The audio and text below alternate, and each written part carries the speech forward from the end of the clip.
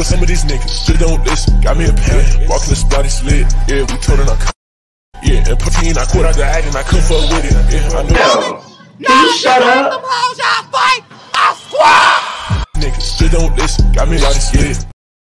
What's going on, entertainment? So today I'm coming to y'all with another recap. We're talking Playboys. I think it's episode 5, y'all. So it starts off where we see Pharaoh and Dawn getting into the fight at the beach.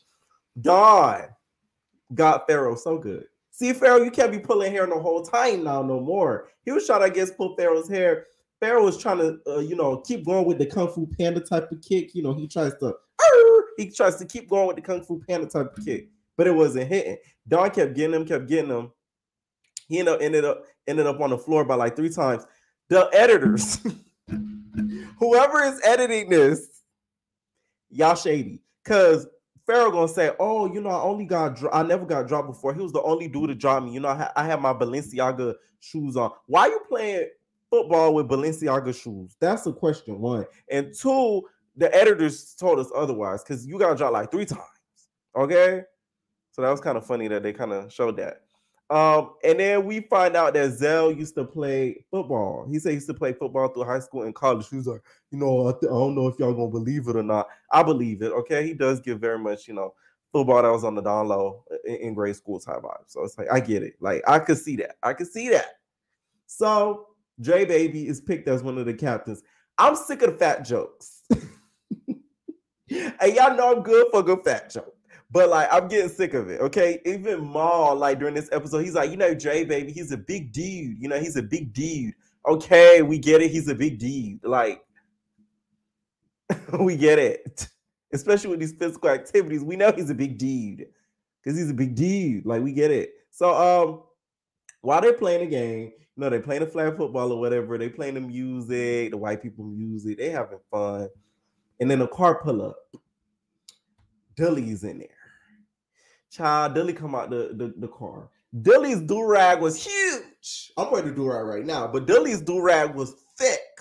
So I think he was hiding some mace in there, like some additional mace, like some backup mace. So I think if that mace that he sprayed ran out, he had that backup mace in that do-rag. He was going to take it out and spray the other people with the backup mace.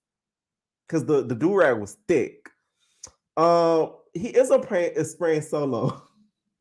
I'm sorry, Solo, you were quick enough for me. I don't know if he was out of breath or what, but the way he was running, you would have thought they was playing tag. You're it, because like he was like shimmying. Let somebody try to mace me. I'm clearing it like Usain Bolt. Like I would have. He like shimmying with him. Like, Solo, if you don't clear it, I swear to God, Alfred had to come down that beach body. I was like, oh. So then, production knew that he had the mace. I hate how they try to make it seem like they didn't know, or like, oh, it's some PUSSY-ish that you had the mace, you macing people, like. But then he was like, oh, but then he stumped me first. Y'all knew he had the mace. Like, let's stop the count now. We're not dumb now. Like, we see what's going on.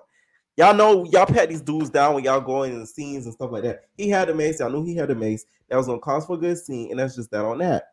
And Zoe, I know you was hot on that beach with all that leather on. I mean, goddamn.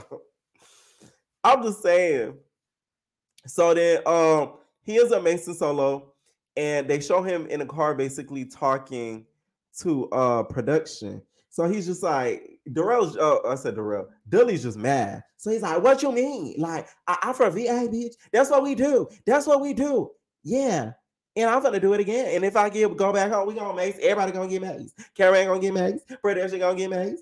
I'm gonna mace myself. Like, everybody gonna get mace. So it's like, it's just that's how I'm fitting to do. And I got some in my bag too. It's extra mace. So he's just mad. He just keeps ranting. Mind you, production seems like they're not trying to hear it or whatever, even though they knew. And then he basically starts to talk out of anger, just about getting snuck by Solo and everything like that. And they show like a little flashback clip. He was crying in the bathroom. He cried about. Next thing you know, he look up, he see the camera, he boom. Now the cameraman ain't even safe on that TV. The cameraman ain't even safe. Here's the thing with the whole Mace thing. I feel like there's nothing wrong with it. Let me tell y'all why. When you sign up for these shows, you need to expect a level of craziness. This isn't Big Brother. This isn't Survivor. This isn't some of these, reality shows that is, covered up. These shows, they be setting people up. They be putting crazy people on there. I don't even think they do mental health checks like that. So it's like anything can really happen. So you got to be prepared for the worst. To be honest, that's why I never go on these shows because, like, no, y'all do too much. But I just don't see nothing wrong with it. Plus, it's a leak back. Get your leak back. It's a leak back for leak back. So I don't see nothing wrong with it. Like, I'm just saying, do I think it's right? No, but it's a leak back for a leak back. Okay, you had that boy crying to the Himalayas, girl, all the way down to Egypt. You heard the scream. Okay, you know how that gospel song. You heard my cry. You heard Dilly's cry all through the walls. Like that came from deep in his bones. You didn't think he was gonna get his leak back in a major way. He probably went home because I think Dilly lived in LA or something like that. He probably went home, told his people in them what happened, and they told him, you better get that mace, lean against the wall, and gets to spraying like you spraying raid on roaches. And that's what he did. So, hey, it is what it is. So, Dilly gets out the car, and he's talking to Fun Dip and Cashy. So Fun Dip's just like, I told y'all I ain't no friends. I told y'all I ain't no friends. And I tell y'all, I told y'all I ain't no friends in the house. I done told y'all before I stepped in it. I told y'all. Shout out to Justin JC. Fun Dip look like Justin JC. I said, is that Justin JC? If y'all know him, he from YouTube. Me and him cool. He look like Justin. I'm sorry. I hope you'll take offense to it, Justin, but y'all do look alike. So they start arguing or whatever, and then next thing you know, Big Bird. Y'all know Cashy always wants some camera time. So he decides he wants to sneak Dilly. So Dilly's standing there, whatever. He starts to like run up to him. So they start to boop, boop, boop. They start to go at a booka baka boop. They boop, boop, boop, boop. Dilly got some good hits in, had Cashy leaking, okay? Big Bird was, his feathers went away, okay? His feathers went a leaking, all right? So in my opinion, Dilly won that because he had you leaking, okay? So they end up taking Dilly away.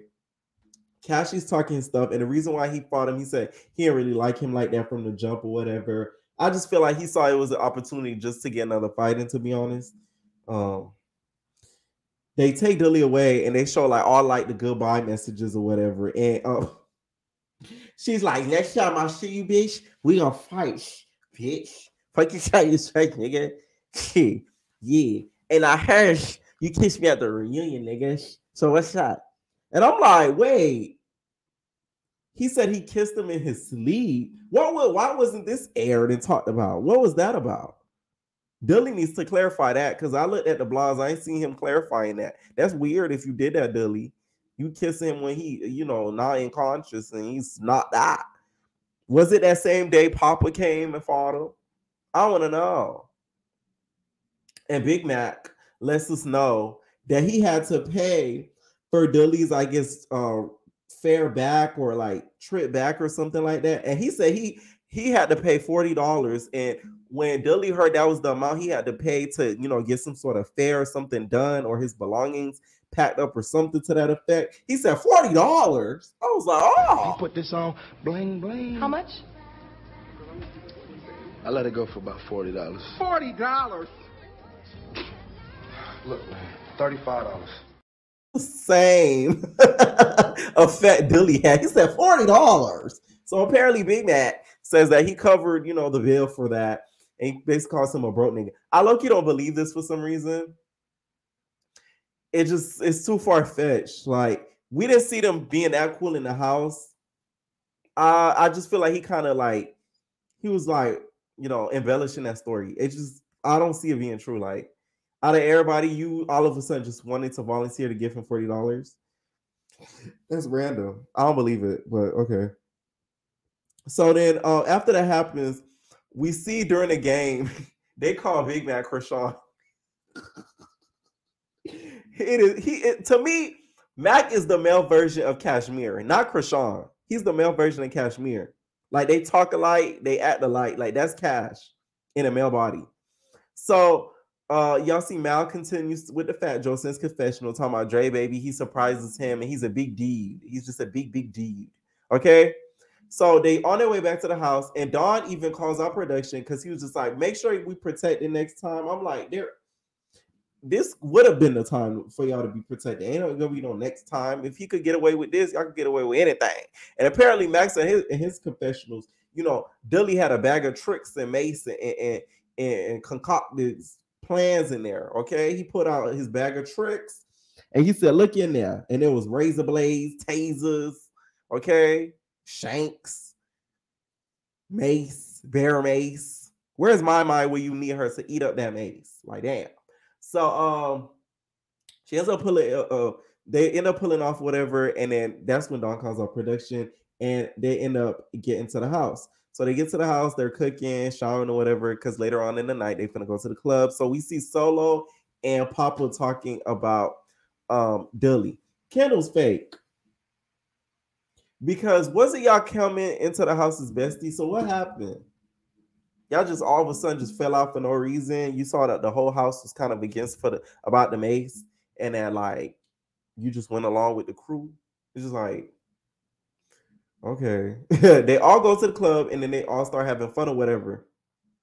And on their way back, Mac and Ant get into it on the bus. I kind of seen this happening because Mac represents LA to his death, and Ant represents New York to his death. Every other word is New York, New York. You feel me? New York, New York, New York, New York. New York must be a great state because goddamn, everybody from New York just always talking about New York. I'll never hear about Florida. Okay, I never hear people be like, I'm from Florida. I love Florida. Florida. I never hear that. Like, it's always New York. It's always New York. Okay, we got Queen D with her Tim's on, nigga. Like, it's always New York, New York, New York, New York. So apparently they got into it over something that happened after they left the club. They went to like some smoke store or something like that. So what happens is, this is Ant's point of view. He said that they was shopping or whatever, and the majority of the group was shopping. The store clerk was mad because he felt like not mad, but he was kind of like eyeing, it's black people. He's trying to see if they stealing or something like that. So Ant wasn't like that. He's just like, you feel me, my nigga, you bugging, like you mad bugging right now. And the dude was probably from LA, so he's just like bugging. I don't have no bugs in my store. So he, him and Ant, I guess, started to get into it or whatever. And I think Mac was telling, Ant to calm down, and he wasn't calmed down. So they end up getting into it about that. This is what Ant claims. But, Mac basically claims that, Ant keeps talking about he's from New York and he needs to respect the way that LA sort of moves because he don't want to get popped. Okay, we're not talking about finger pop. He's talking about pop over, him being negligent, which I kind of get. This is the thing with New York people. I've worked with New York people. They could get very annoying. They talk aggressive for no reason. They sound mad all the time. It gets on my nerves. Like, why are you yelling? Why are you mad? Like, you could be having the simplest conversation and you feel like they're arguing with you. So that's why I can't stand with some New York people. That gets really on my nerves. But I just feel like Mac is the type that's really on his Biggie versus Tupac-ish and doesn't think that, New York people and LA people can really vibe. That's just what I get from that. What y'all think? They end up getting into it. Mac, why you keep wrapping your head in that do-rag? They still gonna pull your dress out.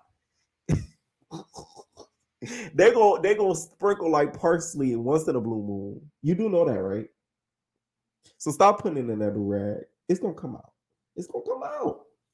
So, they end up getting into it. To be honest, I feel like Ant was sort of scared of Mac. I feel like he didn't really want to fight Mac like that. They end up getting into it in the room. They start going back and forth. Ant telling his side. Mac is telling his side. Ant's telling his side. Mac is telling his side. Mac feels like they're in LA, so he needs to respect the LA ways, which is true because it's like, in the South Central, you could really get popped for really anything. So Mac has a good point when it comes to that, okay? They end up getting into it. Ant ends up leaving the room, basically said, come here, and we see, Mac sort of try to get ready for their Royal Rumble. I feel like they probably gonna end up fighting. We didn't really see it on the next preview. We'll see. I see they did get into it in the blogs or whatever today. So they're probably gonna fight at a reunion regardless. Okay. This episode was way better than the Bad Boys of Texas. I'll tell you that much. Leave y'all comments down below what y'all thought about the episode, and we out, baby. Ain't no personal thing.